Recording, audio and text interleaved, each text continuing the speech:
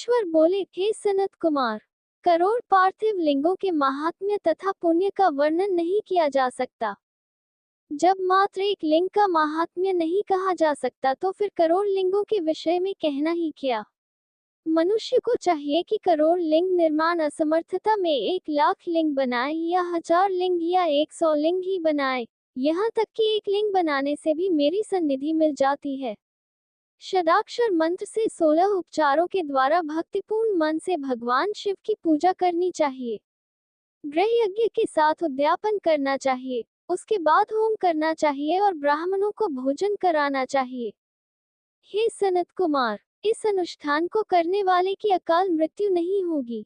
यह व्रत बांझपन को दूर करने वाला, सभी विपत्तियों का नाश करने वाला तथा सभी संपत्तियों की वृद्धि करने वाला है। मृत्यु के पश्चात वह मनुष्य कल्प पर्यंत मेरे समीप कैलाशवास करता है। जो मनुष्य श्रावण मास में पंचामृत से शिवजी का अभिषेक करता है वह सदा पंचामृत का पान करने वाला, गोधन से संपन्न, अत्यंत मधुर भाषण करने वाला तथा त्रिपुर के शत्रु भगवान शिव को प्रिय होता है। जो इस मास में अनुदान व्रत करने वाला तथा हविष्यान ग्रहण करने वाला होता है, वह व्रीहि आदि सभी प्रकार के धान्यों का अक्षय निधि स्वरूप हो जाता है। पत्तल पर भोजन करने वाला श्रेष्ठ मनुष्य सुवर्ण पात्र में भोजन करने वाला तथा शाक को त्याग करने से शाककर्ता हो जाता है।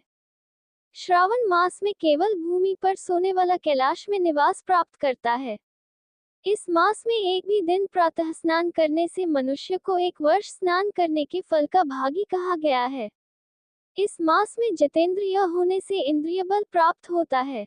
इस मास में स्फटिक, पाषाण, मृत्तिका, मरकतमणि, पिष्ट, पीठी, धातु, चंदन, नवनीत आदि से निर्मित अथवा अन्य किसी भी शिवलिंग में, साथ ही किसी स्वयं आविर्भूत न हुए लिंग में श्रेष्ठ पूजा करने वाला मनुष्य सैकड़ों ब्रह्महत्या को भस्म कर डालता है। किसी तीर्थ क्षेत्र में सूर्य ग्रहण या चंद्र ग्रहण के अवसर पर 1,00,000 जप से जो सिद्धि होती है, वह इस मास में एक बार के जप से ही हो जाती है। अन्य समय में जो 1000 नमस्कार और प्रदक्षिणाएं की जाती हैं, उनका जो फल होता है वह इस मास में एक बार करने से ही प्राप्त हो जाता है। मुझको प्रिय इस श्रावण मास में वेद पारायण करने पर सभी वेद मंत्रों की पूर्ण रूप से सिद्धि हो जाती है। श्रद्धायुक्त होकर इस मास में 1000 बार पुरुष सूक्त का पाठ करना चाहिए अथवा कलियुग में उसका 4 पाठ करना चाहिए अथवा वर्ण संख्या का 100 गुना पाठ करना चाहिए अथवा वह करने में असमर्थ हो तो अलस्यहीन होकर मात्र 100 पाठ करने चाहिए। ऐसा करने वाला मनुष्य ब्रह्महत्या आदि पापों से मुक्त हो जाता है, इसमें कोई संदेह नहीं है। गुरु पत्नी के साथ संसर्गजन्य पाप के लिए यही महान प्रायश्चित है। इसके समान पुण्यप्रद, पवित्र तथा पापनाशक कुछ भी नहीं है। पुरुष सूक्त के जप के बिना इस मास में एक भी दिन व्यतीत नहीं करना चाहिए। जो मनुष्य इस फल को अर्थवाद कहता है वह नरकगामी होता है। इस महीने में समिधा, चारु, तिल और घृत से गृहयज्ञ होम करना चाहिए। शिव के रूपों का भली भांति ध्यान आदि करके धूप, गंध, पुष्प, नैवेद्य आदि से पूजन करना चाहिए और अपने सामर्थ्य के अनुसार कोटि होम, लक्ष होम अथवा 10 सहस्त्र होम करना चाहिए।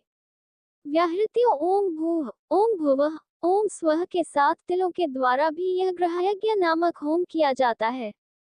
हे सनत कुमार, इसके बाद अब मैं वारों के व्रतों का वर्णन करूंगा, आप सुनिए।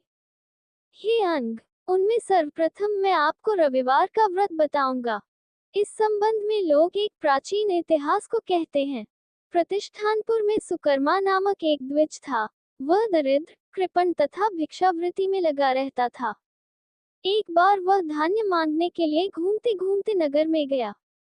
उसने किसी एक गृहस्थ के घर में मिलकर रविवार का उत्तम व्रत करती हुई स्त्रियों को देखा। तब उसे देखकर वे स्त्रियां परस्पर कहने लगी कि इस पूजा विधि को शीघ्रतापूर्वक छिपा लो।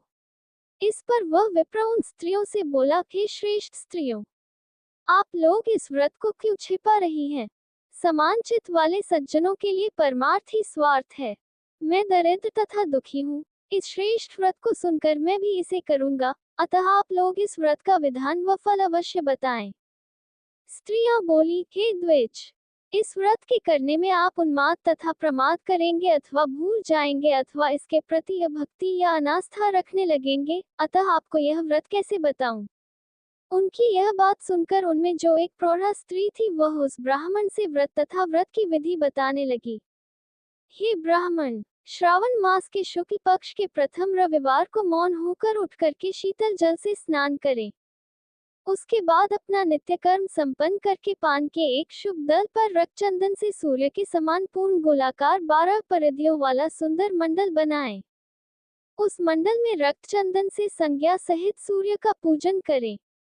उसके बाद घुटनों के बल भूमि पर झुककर 12 मंडलों पर अलग अलग रक्त चंदन तथा जपाकुसुम से मिश्रित अर्घ्य श्रद्धा भक्तिपूर्वक सूर्य को विधिवत प्रदान करें और लाल अक्षत, जपाकुसुम तथा अन्य उपचारों से पूजन करें। उसके बाद मिश्री से युक्त नारिकेल के बीज का नैवेद्य अर्पित करके आदित्य मंत्रों से सूर्य की स्तुति करें और श्रेष्ठ 12 मंत्रों से 12 नमस्कार तथा प्रदक्षिणाएं करें। उसके बाद 6 तंतुओं से बनाए गए सूत्र में 6 ग्रंथियां बनाकर देवेश सूर्य को अर्पण करके उसे अपने गले में बांधे और पुनः 12 फलों से युक्त वायन ब्राह्मण को प्रदान करें। इस व्रत की विधि को किसी के सामने नहीं सुनाना चाहिए। हे विप्र, इस विधि से व्रत के किए जाने पर धनहीन व्यक्ति धन प्राप्त करता है, पुत्रहीन पुत्र प्राप्त करता है, कोढ़ से मुक्त हो जाता है, बंधन में पड़ा व्यक्ति बंधन से छूट जाता है, रोगी व्यक्ति रोग से मुक्त हो जाता है। हे विपेंद्र, अधिक कहने से क्या प्रयोजन। साधक जिस जिस अभीष्ट की कामना करता है वह इस व्रत के प्रभाव से उसे मिल जाता है। इस प्रकार श्रावण के 4 रविवारों और कभी कभी 5 रविवारों में इस व्रत को करना चाहिए। इसके बाद व्रत की संपूर्णता के लिए उद्यापन करना चाहिए। हे विपेंद्र, आप भी इसी प्रकार करें, इससे आपकी सभी कामनाओं की सिद्धि हो जाएगी। उसके बाद उन पतिव्रताओं को नमस्कार करके वह ब्राह्मण अपने घर आ गया। उसने जैसा सुना था उसी विधि से उस संपूर्ण व्रत को किया और अपनी दोनों पुत्रियों को भी वह विधि सुनाई। उस व्रत के सुनाने मात्र से शिवजी के दर्शन से तथा उनके पूजन के प्रभाव से वे कन्याएं देवांगनाओं के सदृश हो गई। उसी समय से उस ब्राह्मण के घर में लक्ष्मी ने प्रवेश किया और वह अनेक उपायों तथा निमित्तों से धनवान हो गया। किसी दिन उस नगर के राजा ने ब्राह्मण के घर से होकर राजमार्ग से जाते समय खिड़की में खड़ी उन दोनों सुंदर तथा अनुपमीय कन्याओं को देख लिया। तीनों लोकों में कमल, चंद्रमा आदि जो भी सुंदर वस्तुएं हैं, उन्हें वे दोनों कन्याएं अपने शरीर के अवयवों से तिरस्कृत कर रही हैं। उन्हें देखकर राजा मोहित हो गए और क्षण भर के लिए वहीं खड़े हो गए। ब्राह्मण को शीघ्र बुलाकर उन्होंने दोनों कन्याओं को मांग लिया। तब उस ब्राह्मण ने भी हर्षित होकर दोनों कन्याएं राजा को प्रदान कर दी। उस राजा को पति रूप में प्राप्त करके वे कन्याएं भी प्रसन्न हो गई। वे स्वयं इस व्रत को करने लगी और पुत्र पौत्र आदि से संपन्न हो गई। हे मुने, महान ऐश्वर्य देने वाले इस व्रत को मैंने आपसे कह दिया। हे विधिनंदन, जिस व्रत के श्रवण मात्र से मनुष्य सभी मनोरथों को प्राप्त कर लेता है, उसके अनुष्ठान करने के फल का वर्णन कैसे किया जाए।